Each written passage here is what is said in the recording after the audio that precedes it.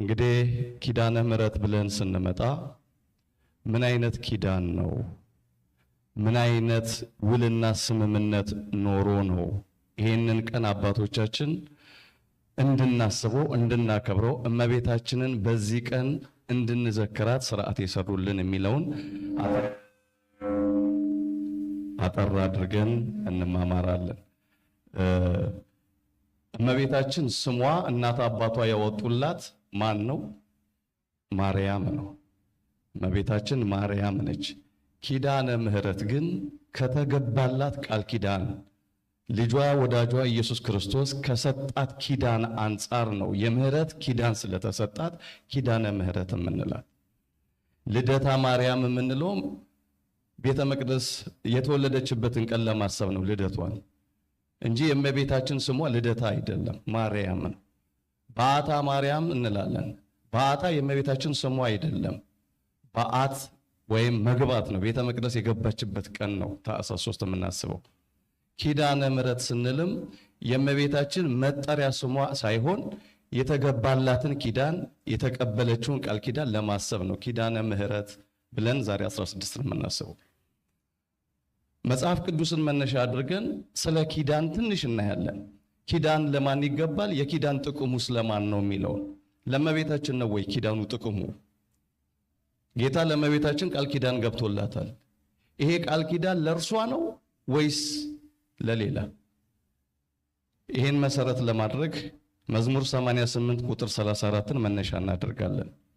ኢያረኩስ ኪዳኔ ወኢይሄሱ ዘወፃ እምአፉየ፣ ኪዳኔን አላረክስም ከከንፈሬ የወጣውንም አልለውጥም ይላል የሰራዊት ጌታ እግዚአብሔር። እግዚአብሔር አንድ ጊዜ ከማለ ማለ ነው። አንድ ጊዜ የገባውን ቃል ኪዳን መቼም ይሁን መች እግዚአብሔር አያጥፈው። ይህን ኪዳን ደግሞ የሚያደርገው ከሚመርጣቸው ቅዱሳን ጋር ነው። ከማንም ጋር ኪዳን አይተሳሰርም ሰው እንኳን እግዚአብሔር። እኛ ቃል ኪዳን የምንጋባው በፍቅር ለተጠላለፍነው ሰው ወደፊት በጋብቻ አብረን ለመዝለቅ ካሰብን የዛኔ ኪዳን እንገባለን። በንግድ ውስጥ ካለንም ሼር ካደረጉን ሰዎች ጋር ኪዳን እንገባለን፣ በጽሁፍ ውል እንዋዋላለን። በተለያዩ ስርዓቶች ውስጥ ስናልፍ ከምናምናቸውና ከምንወዳቸው ሰዎች ጋር ለህልውናችን ይጠቅማሉ ከሚሉ ሰዎች ጋር ኪዳን እናደርጋለን፣ ውል እንስማማለን። ከማንም ጋር ሰው ውል አይፈጽምም። እግዚአብሔር ቃል ኪዳን የሚገባው እሱ ከመረጣቸው ከወደዳቸው ጋር ነው። ኪዳነ ተካሄድኩ ምስለ ህሩያኔ መዝሙር 88 ቁጥር 3 ላይ ከመረጥኳቸው ጋራ ኪዳንን ቃል ኪዳንን አደረግኩ ይላል። እግዚአብሔር የሚመርጠው ደግሞ ከማህፀን ነው፣ ከመንገድ ላይ አይደለም። እግዚአብሔር ሰዎችን የሚመርጠው በእውቀት አይደለም፣ በጥበብ አይደለም፣ በጉልበት አይደለም፣ በሀብት አይደለም። የወደፊት ተስፋን በእነሱ ምክንያት ለምድሪቱ የሚመጣውን በረከት እግዚአብሔር አስቦ ከእናታቸው ማህፀን ጀምሮ ነው ሰዎችን የሚመርጠው። ከሆድ ሳልሰራ አውቄሃለሁ ከማህፀንም ሳትወጣ ቀድሼሃለሁ እንዳለ ኤርምያስ እግዚአብሔር ሰዎችን ከማህፀን ጀምሮ ይለያል፣ ይመርጣል። እመቤታችን ከማህፀን የተለየችው ከእናት ከአባቷ ቤት እግዚአብሔር ለይቶ ለቃል ማደሪያነት ለተዋህዶ የለያት ከሦስቱ አካላት አንዱ አካል ወልድ የእሷን ሥጋ ተዋህዶ ዓለምን ለማዳን በሰውና በእግዚአብሔር መካከል የነበረውን የጸብ ግድግዳ ለማፍረስ ኢየሱስ ክርስቶስ እሷን መርጧታል። ክብር ለእግዚአብሔር ይሁን። የእሷን ሥጋ ተዋህዶ ሰው ከእግዚአብሔር ጋር ታረቀ። የእሷን ሥጋ ተዋህዶ የዓለም ኃጢአትን ክርስቶስ በመስቀል ላይ ጠርቆ ከመንገድ አስወገደው። የማይጨበጠው የማይዳሰሰው መለኮት በሥጋ ማርያም በኩል መጥቶ ዓለምን ሁሉ ለአንዴና ለመጨረሻ ጊዜ ከራሱ ጋር በደሙ አስታረቀ። ስለዚህ አሁን ኪዳኔን አላረክስም ከከንፈሬ የወጣውንም አልለውጥም ሲል እግዚአብሔር ለመሆኑ ከነማን ጋር ነው ቃል ኪዳን ያደረገው? ከመረጥኳቸው ጋር ኪዳን ፈጽም ያለው ሲል የተመረጡት እነማን ናቸው? እዚህ ጋር ድምጻችሁን ቀንሱ እናቶች። ከነማ ጋር ነው ቃል ኪዳን ያደረገው የሚለውን ከመጽሐፍ ቅዱስ እናያለን። በነገራችን ላይ እግዚአብሔር 7 ኪዳኖችን የፈጸመው ከብሉይ ኪዳን እስከ አዲስ ኪዳን ያሉትን ስንቆጥራቸው 7 ኪዳኖች አሉ።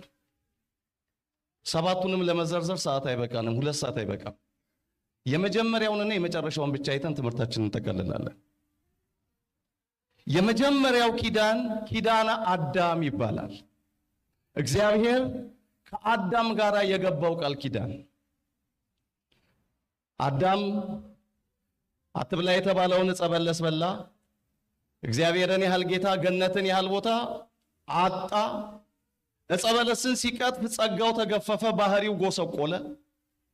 ከእግዚአብሔር ጋር የነበረው የልጅነት ግንኙነት ተቋርጦ ባሪያ ሆነ። ዳግመኛ ወደ ገነት እንዳይገባ የሚገለባበት የእሳት ሰይፍ የያዘን ኪሩብ እግዚአብሔር በገነት ደጅ ላይ አቆመ። አዳም በደብረ ቅዱስ ሆኖ ገነትን ይመለከታት ነበር ይላል የቤተ ክርስቲያን መጽሐፍ። ከገነት አንጻር ሆኖ ወይኔ የአምላኬን ትእዛዝ ባለመጠበቄ፣ ሕጉን ባለማክበሬ፣ በከይሲ በእባብ ምክር ተመርቼ ፈጣሪን አሳዘንኩኝ፣ ከመላእክት ኅብረት ተለየው፣ ከቅዱሳን አንድነት ወጣው፣ ያችን የመሰለች ገነት በእባብ ምክር ምክንያት አጣሁ እያለ ሰውነቱን እየመታ ደረቱን እየደቃ ደም ከበለስ ጋር ለውሶ በእግዚአብሔር ፊት መስዋዕት አድርጎ ያቀርቦ ነበር። ማረኝ እስቲ ይኸው መስዋዕት አቀረብኩልህ ብሎ።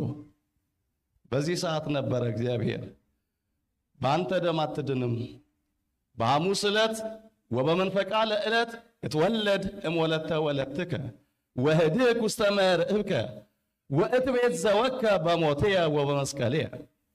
በ5 ቀን ተኩል ከልጅ ልጅ ተወልጄ በሜዳ ተመላልሼ በመስቀል ላይ ተሰቅዬ ቤዛ እሆንሃለሁ ብሎ ቃል ገባለት። ወገኖች አንዳንድ ጊዜ የማይጠቅሙን ሰዎችን ጓደኛ እናደርግና አጉል ኪሳራ ውስጥ እንገባለን።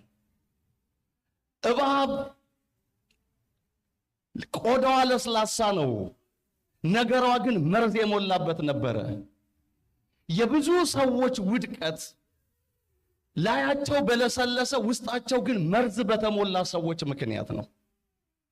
ጓደኛዬ ብለህ የምትመርጠውን ሰው ለይ። እህቴ፣ ጓደኛዬ፣ ወዳጄ ብለሽ የምትመርጫትን ለይ። ከእግዚአብሔር መንግሥት የተለዩ ብዙ ሰዎች አሉ። በጓደኞቻቸው ምክር ምክንያት ከሃይማኖት የወጡ ከቅድስና የወረዱ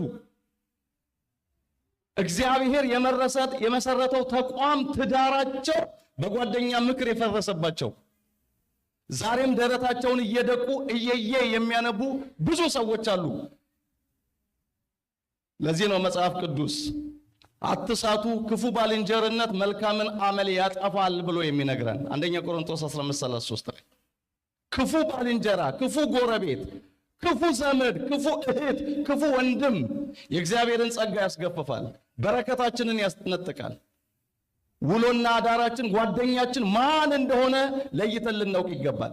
ይሉንታ የለም በሃይማኖት ወንድሜ። ከእግዚአብሔር የምትለይ ከሆነ ተዋት፣ ከእግዚአብሔር የሚለይሽ ከሆነ ራቂው። አዳምና ሔዋን ክስረት ውስጥ ወደቁ። በእባብ ምክር ዕፀ በለስን በልተው አምላክ ትሆናላችሁ አይናችሁ ይገለጣል ብሎ እባብ ላይ ያደረው ሰይጣን መክሯቸው አዳም እግዚአብሔርን ተማጸነ። በደሜ እማጸናሃለሁ እባክህ ማረኝ፣ ይሄንን ያቀረብኩትን የበለስ መስዋዕት ተቀበለኝ አለ። እግዚአብሔር ግን ባንተ ደም አይደለም የምትድነው፣ በእኔ ልጅ ደም ነው የምትድነው። በ5 ቀን ተኩል መጥቼ አድንሃለሁ ጠብቅ አለ። አዳም 5 ቀን ተኩል ሲባል ሰኞ፣ ማክሰኞ፣ ሮብ፣ ሐሙስ፣ ዓርብ ከሰዓት ብሎ ጠብቆ ነበር 5 ቀን ተኩል። መጽሐፍ ቅዱስ ግን ምንድን ነው የሚለው? በእግዚአብሔር ዘንድ 1000 ዓመት እንደ አንዲት ቀን ነች ይላል። እግዚአብሔር 1 ቀን የሚላት 1000 ዓመት ነው። አዳም ጠበቀ። ሰኞ ማክሰኞ እስከ ዓርብ አየ፣ የለም። በሚቀጥለው ሳምንት አየ፣ የለም። የሚመጣ ነገር ቢያይ የለም። ለካ 5500 ዘመን ነበር ጠብቅ የተባለው። ወገኖቼ ኃጢአት እንዲህ ነው ዋጋ የሚያስከፍለው። እየጣፈጠን እንሰራዋለን፣ እየመረረን እንሞታለን። ደስ እያለን የተመላለስንበት የነውር ሕይወት ዘመናችንን ሁሉ እንባ ሲያስረጨን ይኖራል። ማንም አላየንም ብለን ተደብቀን በትዳራችን ላይ የምንሰራው ኃጢአት እግዚአብሔር ያያል፣ ዋጋ ያስከፍላል። ማንም አያየኝም ብለን ከእግዚአብሔር ቤት ኮብልለን የሰራናቸው ነውሮች ወገኖቼ አይደለም በእኛ በዘራችን ላይ ምናልባትም ጦስ ሊያመጡ ይችላል። እንጠንቀቅ። አዳም በሰራው ጥቂት ኃጢአት ዘመኑን በሙሉ እንባ ሲረጭ ዋለ። በኋላ እግዚአብሔር ጊዜው በደረሰ ጊዜ አንድ ልጁን ላከ። ወአመ በጽአ ዕድሜሁ ፈነወ እግዚአብሔር ወልዶ ወተወልደ እምብእሲት። የዘመኑ ፍጻሜ በደረሰ ጊዜ እግዚአብሔር ከሴት የተወለደ አንድያ ልጁን ላከ ይላል ገላትያ 4:4 ላይ። ቃሉን ሊጠብቅ እንዳንተ በደል ሳይሆን እንደ ድፍረት ሳይሆን መፈንቅለ መንግስት እኮ ለማድረግ ነው አዳም የተነሳው። እግዚአብሔርን አውርዶ በእግዚአብሔር ዙፋን ላይ ለመቀመጥ ነበር ዓላማው። አምላክ ለመሆን የሥላሴን ስልጣን ለመውረስ ነበር። ባልና ሚስቶቹ እኮ ያደሙት ዕፀ በለስ በልተው ይቅር የማያስብለውን ኃጢአት ነው እግዚአብሔር ይቅር ያላቸው። ወመኑ መሐሪ ዘከማከ የዛሬው መዝሙር እሱ ነው። እንዳንተ ያለ መሐሪ ማን ነው? እግዚአብሔር ስለማረን ነው ዛሬ ቤተ መቅደሱ የመጣ ነው።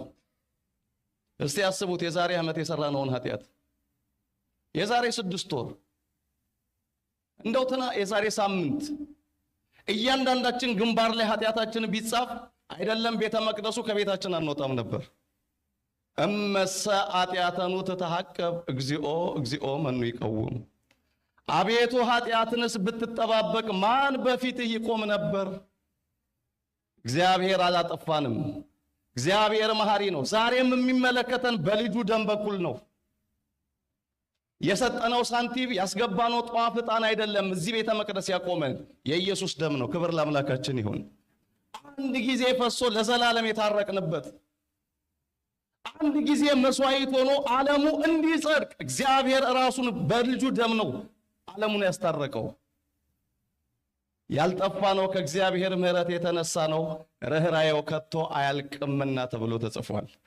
ሰቆቃወ ኤርምያስ ምዕራፍ 3 ቁጥር 33 ላይ እግዚአብሔር በልጁ ወደደን፣ እግዚአብሔር በልጁ በኩል አፈቀረን። ዛሬም ኃጢአተኛ ስንሆን መሸሸጊያችን የክርስቶስ ደም ነው። ስለ ልጅ ስለ ኢየሱስ ክርስቶስ ብለህ ማረን፣ ስላፈሰሰው ደም ስለገባኸው ቃል ኪዳን ብለህ ተማጸነን እያልን ነው ዕለት ዕለት በቤተ መቅደስ የምንማጸነው። ስለዚህም እግዚአብሔር ኢያረኩስ ኪዳኔ ወኢየሱስ ዘወፃ እምአፉየ፣ ኪዳኔን አላረክስም ከከንፈሬ የወጣውንም አልዋሽም።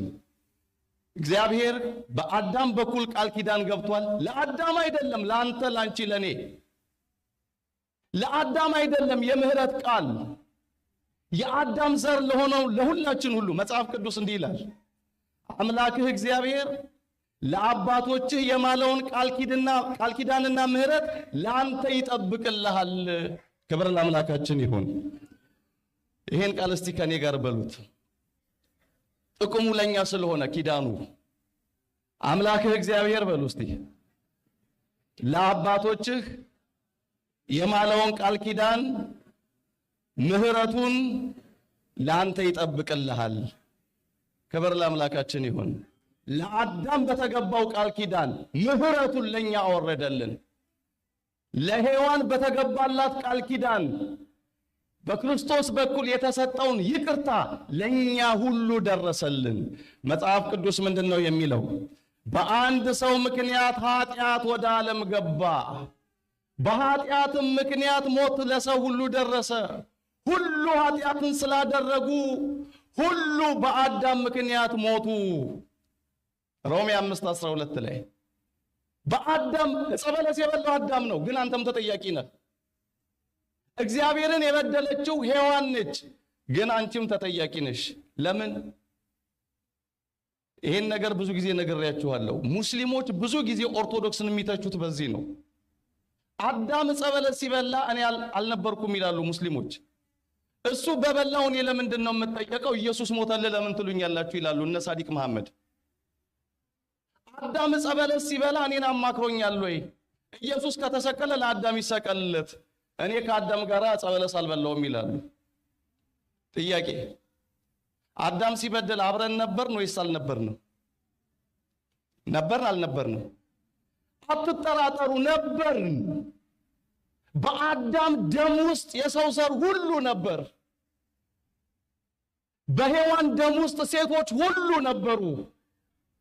ይሄ ሁሉ አዳምና ሔዋን ሴትና ወንድ ከዛ ግንድ የመጣ ነው። እነሱ ሲረገሙ አብረን ተረግመናል፣ ሲመረቁም አብረን ተመርቀናል።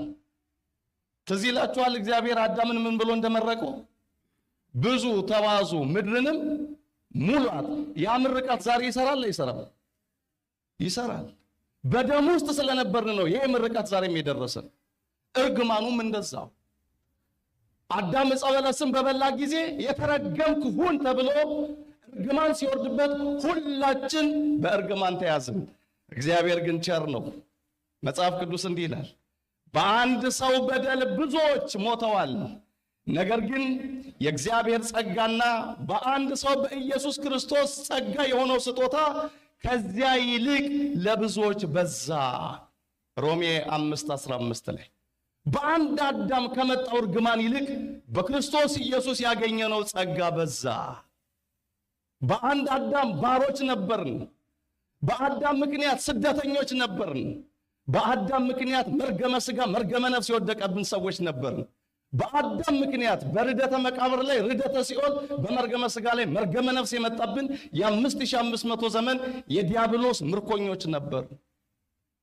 በአንድ አዳም በእግዚአብሔር ልጅ በአንዱ በኢየሱስ ክርስቶስ ምክንያት ግን ጸጋ በዛልን፣ ምሕረት ተሰጠን፣ የእግዚአብሔር ልጆች መባልን አገኘን።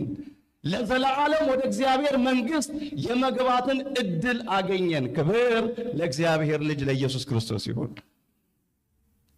ለዚህ ነው መጽሐፍ ቅዱስ እንዲህ ይላል፣ ጠላቶቹ ሳለን እግዚአብሔር በልጁ ሞት ታረቀን። እባካችሁ ይህን ቃል በሉት፣ ሁሌ ትዝታ ይሁናችሁ።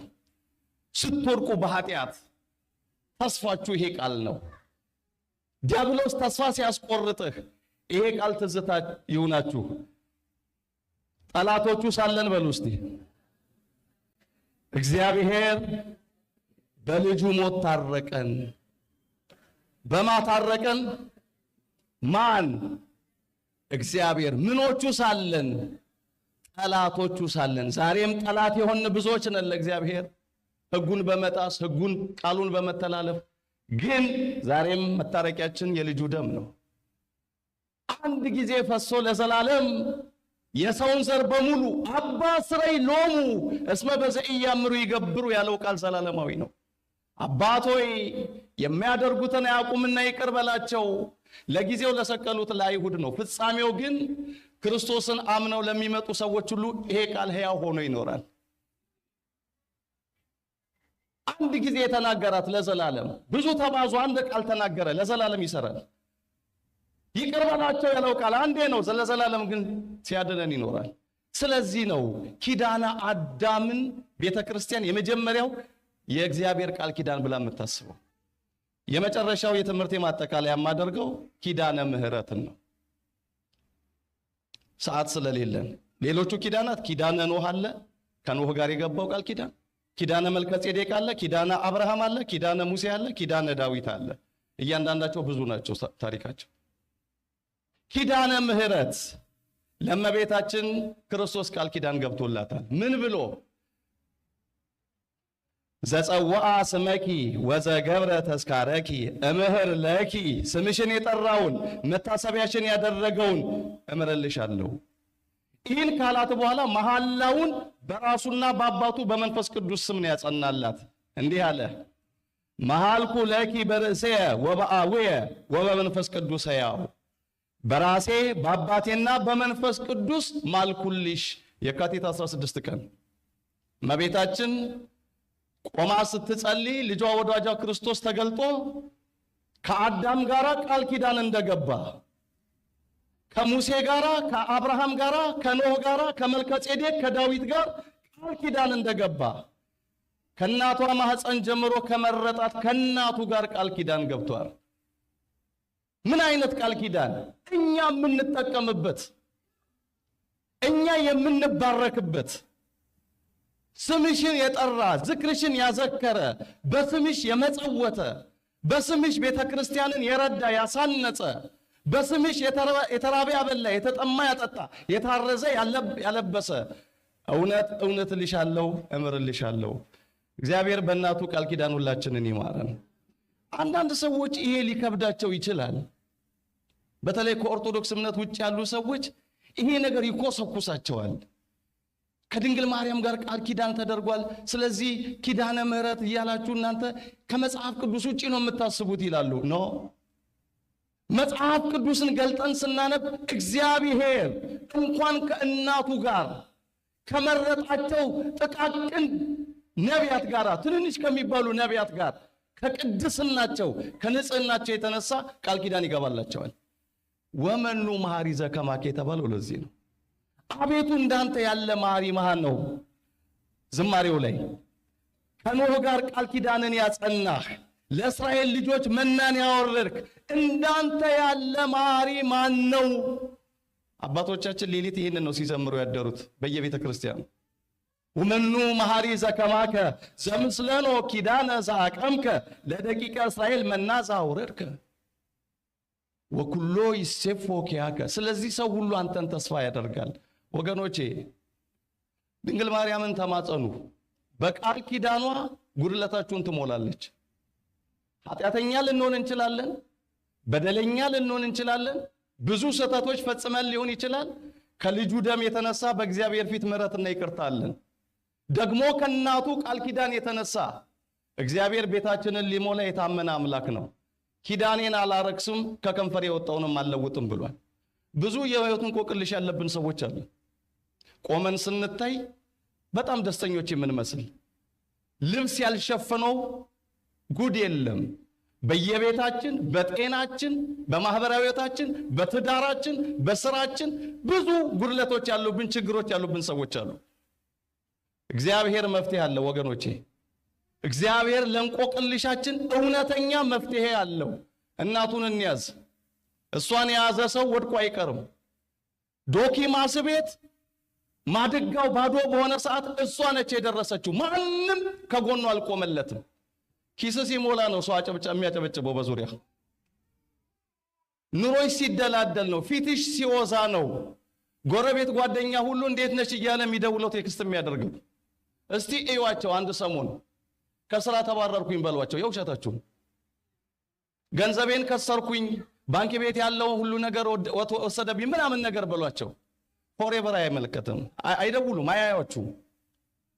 እንደው ለይሉንታ አንድ ወር ሁለት ወር ሰላምና እንዴት ነህ ሊል ይችላል። ከዛ በኋላ ይጠፋል። ፊቷንም ማታዞር እናት አለች። ጥሎ የማይጥል እውነተኛ ፍቅር የሆነ አባት አለን። እግዚአብሔር ክብር ለስሙ ይሁን። ከአባትም በላይ የሆነ አባት፣ ከእናትም በላይ የሆነች እናት በጭንቅና በሐዘናችን ሰዓት አለው የምትል። ዶኪማስ እኮ ተጨንቆ ነበር እንጂ ማድጋው ባዶ ሆኖበት ድንኳኑ ሁሉ ሰርገኛ ሞልቶት የሚቀዳው ወይን አጥቶ ወገቡን እንደ ሴት አሸርጦ ላይታች ይል ነበረ። ወይኔ ጉድ ሆንኩኝ እያለ ማንም ዞር ብሎ ሊረዳው አልቻለም። ከእድምተኞቹ መካከል ግን ድንግል ማርያም ነበረች። ፊቷ ላይ የቀረበላትን አሳና ወይን እንኳን አልቀመሰችም። እምታየው ጓዳ ውስጥ ያለውን ችግር ነበር። ይሄ ሰው ላብ አጥምቆታል ግንባሩን። ይገባል ይወጣል፣ ጭንቅ ይዞታል። ሰተት ብላ ነው ጓዳ ውስጥ የገባችው። ፈቃድ እንኳን አልጠየቀችው። ጭንቀትና ሐዘኑን ከፊቱ ላይ አይታ ሰተት ብላ ስትገባ 6 የድንጋይ ጋኖች ባዶ ናቸው። ወይኑ ተሟጦ አልቋል። በዚህ ሰዓት ነበር ለማንም ምንም ነገር ሳትናገር ወደ ልጇ ኢየሱስ ሄዳ ወይንኬ አልቦሙ ወይን የላቸውም አለችው። አየህ ውደዳት ያልኩህ ለዚህ ነው። ድንግል ማርያምን ነይ ቤቴ ግቢ በያት እምልሽ ለዚህ ነው። ምንም ክራይቴሪያ አትጠይቅም። ሰተት ብላ ጓዳ ውስጥ ትገባለች። የጎደለው ምንድነው? ልጅ ማጣት ነው? የጎደለህ ምንድነው? ትዳር ማጣት ነው? የጎደለሽ ምንድነው? ሰላም የለም? የጎደላችሁ ምንድነው? በኑሯችሁ ውስጥ ምንድነው የገባው? እሷ ታውቀዋለች። አተታም አትፈልግም። እንዲሆኜ ምናምን ሪፖርት ቶ